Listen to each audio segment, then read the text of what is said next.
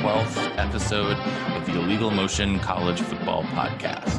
In Nashville, Tennessee, for the first time in 2020, I'm the professor, Matt Perkins. And a slant and go across the Harpeth River from me here in the Music City, it's our own offensive coordinator, the coach, Corey Burton. Well, just want to say very belated, 12 days belated Happy New Year. Something like that. Guys, it was a interesting holiday to be exact, but a lot of stuff happened with bowls and coaching hires and the such. The NFL's actually been exciting this playoff run too. So got a lot to talk about. Obviously not going to talk about the NFL at all, but I'm excited to be back with you guys. I'm excited for another year with the Illegal Motion College Football Podcast. So find us, download us, listen, enjoy, and hopefully we don't bury the lead too much in the new year. Well, it's hard to bury the lead without the third amigo in the second city, a man who is a cart narc. It's our intrepid blogger from Big Ten and Counting, Josh Cook. Yeah, I recently discovered that YouTube channel. Yeah, it's good stuff. I have a different little internet nugget for you guys. Start the show with something totally unrelated to college football in any way. Have you guys heard about the Florida Man meme that's been going around? Obviously. I've been following Florida Man on Twitter for years and years. But no, this is one where you Google Florida Man and then your birth date. I want you guys, and then you just do like the first hit that comes up. While you guys are doing that, I'll read you what came up for mine when I looked at this earlier today. Florida man arrested after pelting girlfriend with McDonald's sweet and sour packets. Oh, that's a good one. Yeah, well, my girlfriend also had a phenomenal one. Hers, I think, was even better than mine. Florida man says pipe bombs weren't meant to hurt anybody. Josh, unfortunately, I have to bleep mine out because we are a family-friendly podcast here. That's fine. Florida man caught bleeping at water treatment plant. Oh. Now, I'm going to leave that to your imagination because there could be multiple things, and it's probably not what you're thinking. I'm picturing a number 2. Nope. Okay, here we go. Florida man who spat on MAGA hat wearing bar patron gets 90 days in jail. There we go. So just usual occurrences, common things at one of our states. Florida man attempts to steal golf balls, beats golfer, deputies say. He just wanted to play a quick 9. Can't really blame him. You cannot. Well, anyway, before we get to the big matchup between LSU and Clemson, there was another Division I national title at stake down in Frisco, Texas yesterday, January 11th, where the Bison of North Dakota State came into the game actually as underdogs in Vegas, still managed to win 28-20 to secure what seems like their 32nd consecutive national title. Josh, this one, though, quite a matchup throughout. The big difference here in Josh was what? Well, it was a great game. James Madison played their butts off, and it was the game that we all wanted. Sometimes chalk is fun. Sometimes chalk is boring. This year, though, I just think James Madison, North Dakota State, were so head and shoulders above their peers that it was a game that really all football fans wanted to see. And the big difference came down to North Dakota State just had a phenomenal rushing attack all year long. It keyed their team, and their strength brought them victory here again. 45 rushing attempts, 280 yards on the ground. That's pretty impressive. They were keyed by their starting running back there, quarterback, Trey Lance, who had 166 yards, on the ground. You would have had to play almost a flawless game, and James Madison lost the turnover margin only by 1, but they did lose it. They had a little bit more penalty yards, and they couldn't stop the running at all. So the right team won, but James Madison is I think they're going to win another one soon. I know they're the only team that's broken through this North Dakota State dynasty.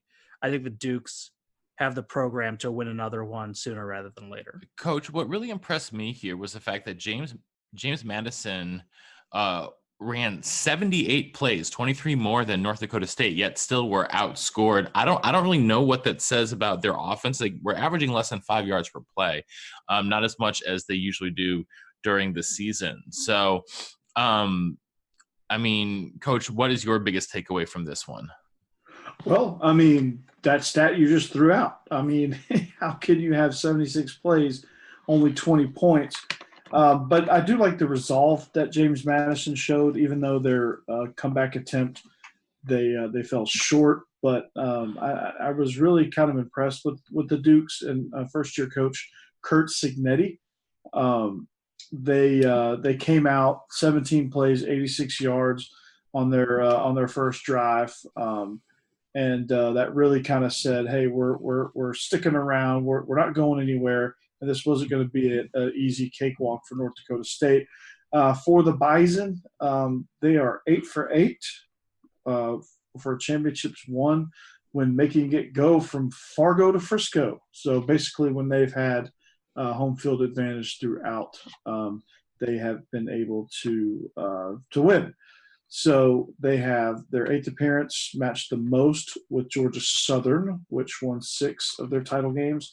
They only 2 Division I winning streaks longer than them are Washington, 40 from 1908 to 1914. Wait. In Oklahoma from 53 to 57. That's correct. I was just about to say that. Yes. That was next. I was rolling off my tongue. So I was very impressed with both teams. Not really surprised that either one of them ended up in this situation. I think we kind of knew these were, even though they were going to be challenged at points throughout the playoffs, these were the 2 premier FCS programs, and it showed. And it was a very entertaining, good, tough contest in the snow in Frisco, Texas. All right. Well, the other national title game will take place tomorrow night, or by the time you're hearing this, probably this evening, down in New Orleans, Louisiana.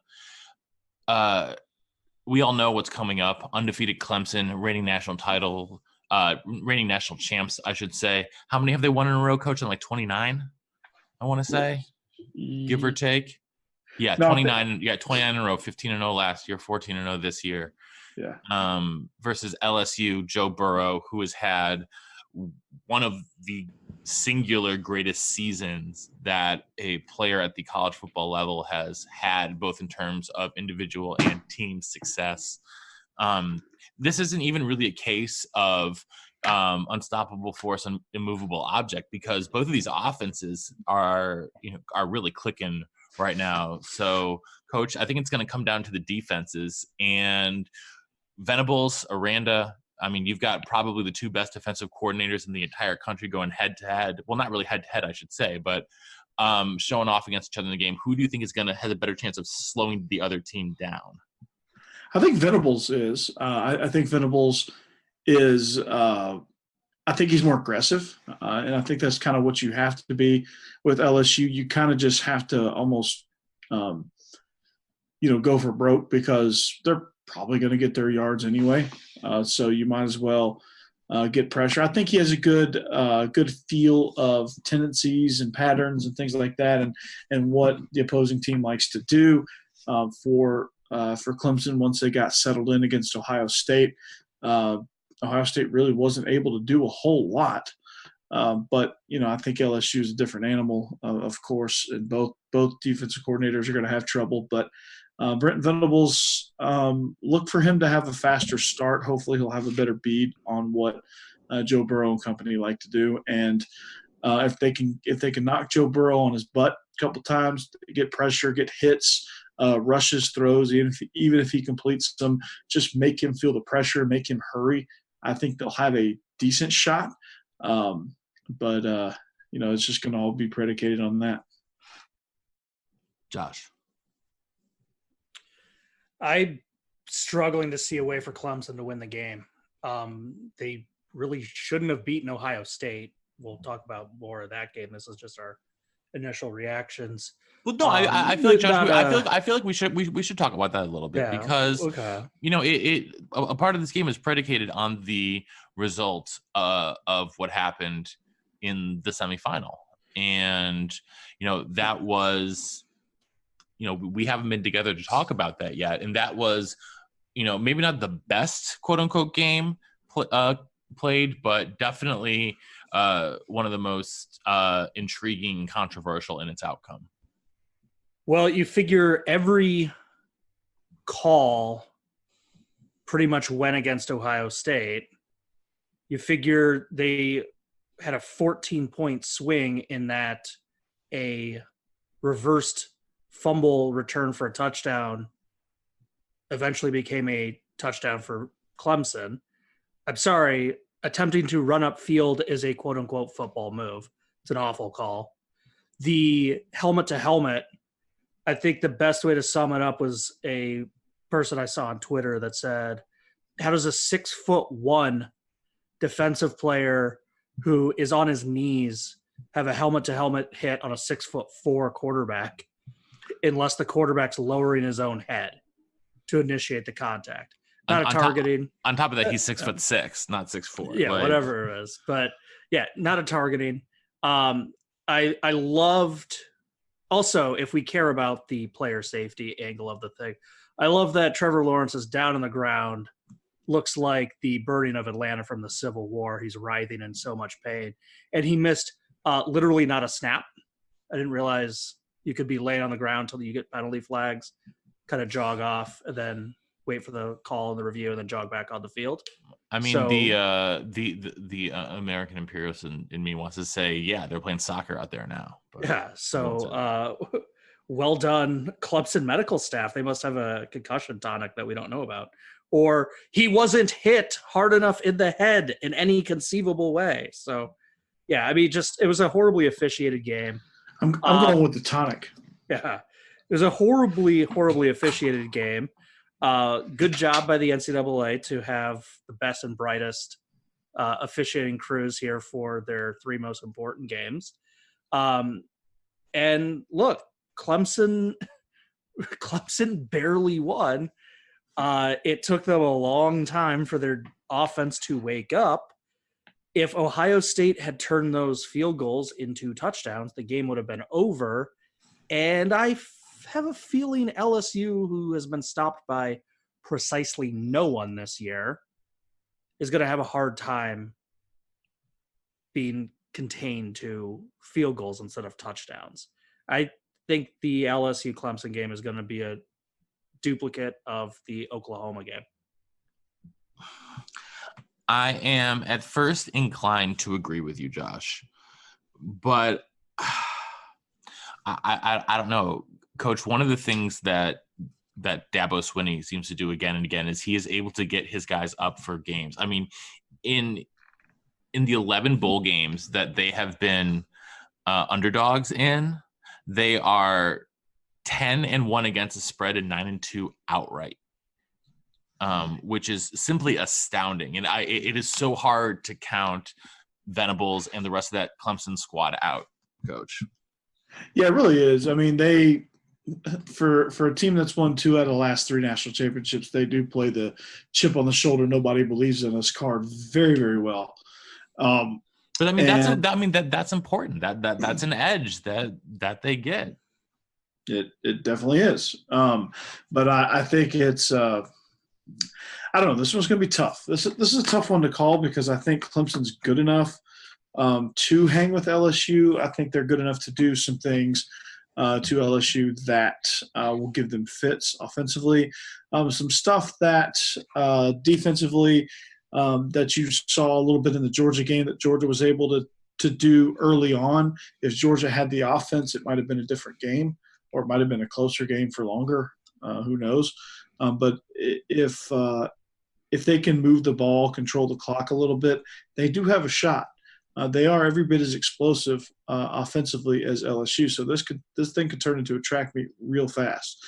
And it's just going to come down to which defense makes that one big play that gets them over the edge. So, I mean, there's 20 million different ways you could slice and dice this thing between the two offenses and between the two defenses. I think these are two very similar teams in the fact that the defenses are pretty good, extremely well coached. I think the offenses are led by top tier, going to be back-to-back number one overall picks in the NFL draft. Burrow this year's draft, and Trevor Lawrence, when he comes out next year, will probably be the number one overall as well. You have two running backs, Etienne and Clyde Edwards-Helaire, both premier running backs. T. Higgins, Justin Ross going up against Justin Jefferson, and that whole cast of receivers over there at LSU. Then you have your tight ends, where LSU's got the edge with Thaddeus Moss, but then it comes to coaching. So this is going to be an ultimate coaching game. And can Dabo motivate his team more than Ed Orgeron? Can the offensive coordinators scheme well? Can they take advantage of mistakes? Can the defenses suffocate these quarterbacks and suffocate these offenses and have a good plan? What's going to be the game plan on all phases of the ball? Can one of the teams steal a possession? That could be a huge factor too, special teams. So a lot of things could happen, and I don't really say that much, but I think LSU has the edge. I think they are red hot right now, and a lot of it has to do with Joe Burrow. Yeah, Joe Burrow's special season is, it just seems storybook at this point. I'm sure. I think I even talked about it on a previous show. The tremendous job the LSU athletic department video team did following him into the stadium on senior day when he wore that Burrow Burreaux jersey, and they've been promoting him almost like it's this. It's like a Lifetime movie about him in a lot of ways, and it seems like almost predestined at this point that this LSU team is going to win it. But Clemson absolutely terrifies me. So, Coach, what is your final prediction? What for the score of this game, and who is going to be the MVP? Okay, final score. I think it's going to be LSU 45, Clemson 38. Your MVP is going to be Joe Burrow, because why not? Who else? And there you go. Josh. I have LSU putting this thing away by about halftime. They ease off the gas a little bit. Clemson makes a few cosmetic scores, but the final score is 45-30. 45-30. Joe Burrow's MVP. And I'm saying over by halftime, I think it's going to be 38-10 at halftime. So I will openly say that I am rooting for LSU to win. I want the storybook ending. I don't know. I just, like all of us do, love Coach Orgeron. Feel like this team is a spectacular, special group, and it's been awesome to watch them play throughout the year and grow. And coming into the season, Joe Burrow, you couldn't even get Heisman odds on Joe Burrow. He was off the board. You couldn't even get odds on him to win the Heisman, and he goes and has a like I said before, a singular, both statistical and emotionally impactful year as anyone, at least in the last decade, has had. I think the only real equivalent we've seen is someone like Cam Newton at Auburn. Cam Newton at Auburn was able to finish off, that special season with a national title over Oregon. I foresee LSU finishing off this season with a national title over Clemson, but I think it's going to be a lot closer than we're anticipating. Maybe even a little bit lower scoring. I'm going to take LSU to win 34-28. Yeah, Oh, I mean, okay. let's just run through it logically. Let's break it down in the most simple terms possible. Who's the best offensive player in the game? Joe Burrow. Yeah, Joe Burrow.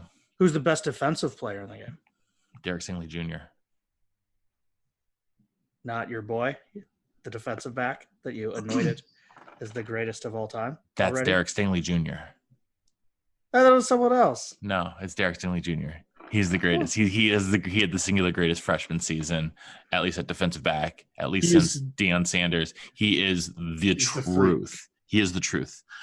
Truth. I'm sorry, he is. Like I don't even like enjoy watching defensive backs play usually. He makes me like watching D-backs.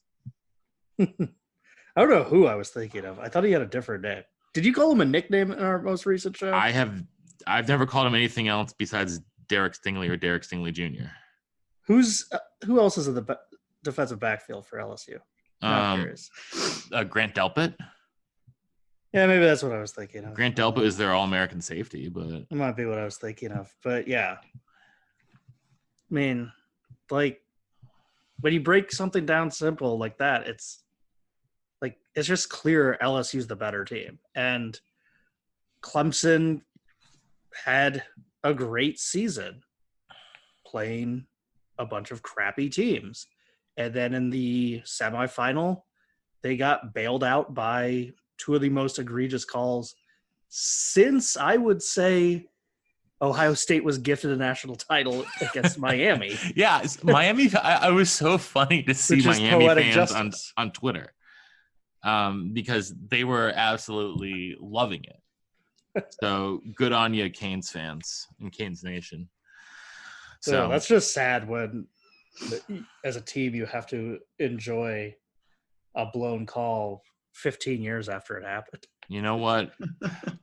Whatever floats your boat, whatever gets you where you need to go. Good on you. Wow. Before we go tonight, gentlemen, I do want to talk quickly about one of someone who's near and dear to all of our hearts. That is Mike the Pirate Leach. That ship has set sail from the Palouse and has ended. It has actually his pirate ship turned into a riverboat, and he's going up to Stark Vegas. And he is going to be the new head man at Mississippi State. 4 years, $20 million, and a much larger dedication of resources to assistant coaches and other program operations coach. And that seems like what was sort of the real genesis of getting him to make the move, make the jump down to Mississippi State. Yes, I mean it's. I really like the hire for Mississippi State. I think they need somebody that's going to kind of bring something unique to what they to their program, something that they need desperately. I don't think they were ever going to lure, a Nick Saban type. So I mean, whatever dreams they had of that, I guess could be right out the window. I think Mike Leach is somebody that'll come in, turn the program around. He'll get 8-9 wins. He'll contend. Occasionally have a 10-win season. I think the recruiting base at Mississippi State, just the radius around campus, is interesting, and kind of see how that fits and see how his air raid system kind of fits within the SEC. And we know what it did for Kentucky back in the day with Tim Couch and that crew. Now we'll see what it's like with Mike Leach calling the shots, not Hal Mumme. And I'm intrigued. A lot of people are dismissing it and saying whatever, 7 straight Apple Cups, yada yada yada. Say what you will. He'll make it exciting. He'll win some games, a few that he shouldn't. I don't foresee him making really much noise with Auburn, LSU, and Bama sitting around, but I think he will. I think he'll give those teams fits.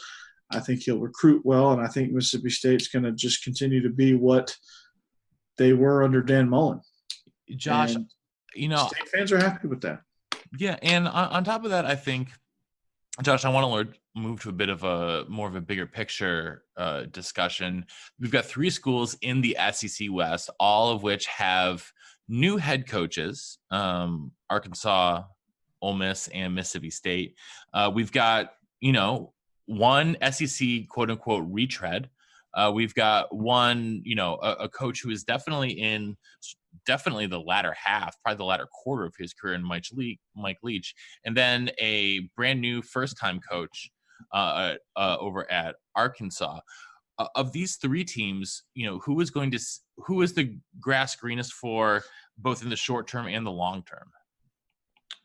I think in the short term, you got to go with Mississippi State. And just to put some numbers on stuff that Coach was talking about, at Texas Tech, Leach won 7, 8, or 9 games every year but one, 2008, when they broke through, had an 11-win season, co-champions of the division. Washington State, a little bit harder of a rebuild. He took over a team that I believe had gone about like 9-40, their previous coaching staff. 3 wins, 6 wins, 3 wins, and then 9, 8, 9, 11 back in 2018. Co-champions, no conference title game appearance, and that's 6 wins this year. So really, really consistent winner. And when you look back at Mississippi State football, they have a 10-win season in 2014. They have a 10-win season in 1990. They have a 10-win season in 1940, and no 11-win season. So they're getting a guy who is going to have them really, really consistent. They might break through and manage to win a division title. That's not unprecedented under Leach. So I think that's, in the short term, to answer your question, I think that is a wonderful hire for Mississippi State. Long-term projection, if he stays there, which isn't a guarantee just based on his track record, but based on age and knowledge of the game, the 10-year projection for Ole Miss has to feel really good if you're a Rebel fan. Yes, it does. I think, just looking at the feedback even with Ole Miss fans and knowing that, hey, we got the upper hand now because Kiffin and whatever. I mean, you can go on and on about Kiffin. But I think, to be honest with you, if you ask my honest opinion, I think Kiffin and Leach are pretty much the same cat, just slightly different offensive systems, but they're kind of the same cat as far as accomplishments go. I think both are really smart. They're both a little rough around the edges. A little rough around the edges, and both will make an interesting press conference, and both will make Saban want to pull his hair out. So for that alone, it's worth its weight in gold. I'll tell you that. And I think wait, hold on. Before we get there, Josh, have Leach and Kiff ever been on the same staff? No, I don't think so. Okay. Sorry, Josh, go ahead. I was going to say the fan base that has to be wondering what the hell just happened and what can we do to become relevant again has to be coming out of Texas A&M. They have Jimbo Fisher, a guy who basically got shipped out of Florida State because he was disinterested and no longer really cared. And it's hard not to see some of those same attributes. He's like 3.5, 4 years younger than Mike Leach, so not a whole lot different in their age. But I'm pretty sure Mike Leach can recruit the state of Texas just fine. Yeah, he will be just fine. So A&M has to feel like, wait, what just happened? We could have had Mike Leach.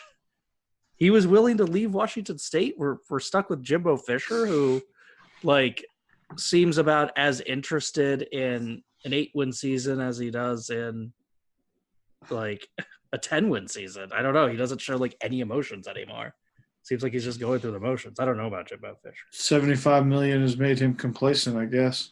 Yeah. I mean, to be fair, it would make me pretty complacent too. True. True. But Yeah, so the SEC West going to be quite interesting. Coach, gonna be are you worried at all? You're a resident SEC fan. Am I worried? No. Um, I think Georgia has its own challenges. Georgia got a new quarterback, Jamie Newman. Yeah, we can talk about Jamie Newman for a minute. I've been trying to think of a and I want to look up some Jamie Newman stats before we talked about him, because he's an interesting player. He did not play, he played one game as a freshman, 6 games as a sophomore in the backup relief. But this year at Wake Forest, he was pretty good, about 8 yards per attempt, 26 touchdowns, 11 interceptions in 361 attempts. I'm trying to think of who the equivalent is here. I mean, obviously with Fromm going to the NFL, he's clearly going to be a 1-year stopgap before someone like Carson Beck plays. But I feel like he might actually be in some ways a better fit for some of the things that your coordinator wants to do. Yeah, he is. I mean, you saw with Fromm, they tried to run the zone read, and Fromm never kept it, even though he probably could have. And there's some instances where if he kept it, he's probably still running as slow as he is. You watch Jamie Newman's highlights, and you see that he's a little bit more decisive in the RPO game. He throws a really good deep ball, which is something that Jake Fromm seemed like other than the back shoulder throw, it seemed like at times he forgot how to throw the deep ball. It just, I don't know. It just seems like he's able to slide around the pocket more. I think the biggest thing is the pocket awareness and the pocket movement and just the ability to elude pressure. I mean, he's not going to be Lamar Jackson by any stretch and running up and down the field, but he will be able to be involved in the run game. He will be a tough runner to bring down. He will be able to move in the pocket. He will be able to get out on the edges and put pressure on the defense. And it will make Georgia a little bit more dynamic just because of what he can do with his legs. Something that Jake Fromm didn't have. Jake Fromm is, one of the best quarterbacks in Georgia history, but it's just the difference that they have, and he might just be kind of, I'm not going to pound the desk and say he's better than Jake Fromm, because there's a lot of intangibles that Jake Fromm has that not a lot of quarterbacks have. But Newman gives Georgia's offense another dimension of explosiveness, uncertainty, just another layer of something you have to defend. And I think that's the best case scenario, and he has starting experience. So, you travel to Tuscaloosa, I think week 3. That's going to be important. Experience is going to be even more important than physical attributes. And then, Carson Beck can learn redshirt, play in his 4 games, and then take over next year when Newman is done. All right. Well, next time we see you, we will have the championship game in the books. We'll be talking about that and the rest of bowl season. After that, in the off season, we will finally give out our full season awards. I think it's important that you factor bowl game performance into who will finally make our all illegal motion team. We've got a lot of fun planned for you in the off season. So even though, tonight, probably by the time you're listening to this, is the end of the college football season on the field. As you all know, college football never stops, never sleeps. So, Josh, anything you want to add before we hang up? Yeah, we already talked about the North Dakota State Bison. They're not the only champions that have been crowned in recent weeks. Crown them. Morningside won their 2nd straight NAIA national title. All right. So congratulations to them. In a barn burner, 48-40, West Florida won the Division II national title over Minnesota State Mankato. West Florida football, they are the Argonauts, and their very first season was 2016. They've only had one coach, the guy who founded the program, basically, a guy by the name of Pete Shinnick. I don't know, if you're looking for a random name out there, this is a guy who's done nothing but win. down there in lower division football. So Yeah, good I on know him. the guy who was on their semifinal team, I think back 2018. He was the defensive backs coach. Now he is the defensive coordinator at Finlandia University, which is the official university of vodka soda. Yes. Okay. And they're located in they are Upers. They're in the Upper Peninsula of Michigan. So yeah. And then another one, local here, North Central, out of Naperville, Illinois. Illinois. They I watched defeated, that game. yeah, they defeated UW Whitewater for the Division III national title. They knocked and off then a heavy shout hitter. out to the Wexler family, father and daughter, both professors there. Ooh. And then kind of the de facto one, the Celebration Bowl, the de facto national championship of black college football, the MEAC versus the SWAC. North Carolina A&T Aggies third title in a row in, how about this for your betting the over? They beat Alcorn State 64-44 in front of 33,000 people that I know love that game. Almost as good as the 67-63 Washington State UCLA game from earlier this year. Ooh. Yeah, so shout out to those programs and those student athletes who worked their butt off to bring natties home to their institutions, and Clemson or LSU will join you here about 24 hours. Yes, they will. All right. Well, with that, on behalf of our own offensive coordinator, the coach, Corey Burton, here in Nashville, Tennessee, and our intrepid blogger from Big Ten and Counting, Josh Cook, up there in Chicago, Illinois. This is the professor in the Music City saying so long and see you next time on the Illegal Motion College Football Podcast. Go Tigers. Thanks for listening to the Illegal Motion College Football Podcast. To get in touch with the show, email us at illegalmotionpodcast@gmail.com. Follow us on Twitter at illegal_motion and check out our Facebook page.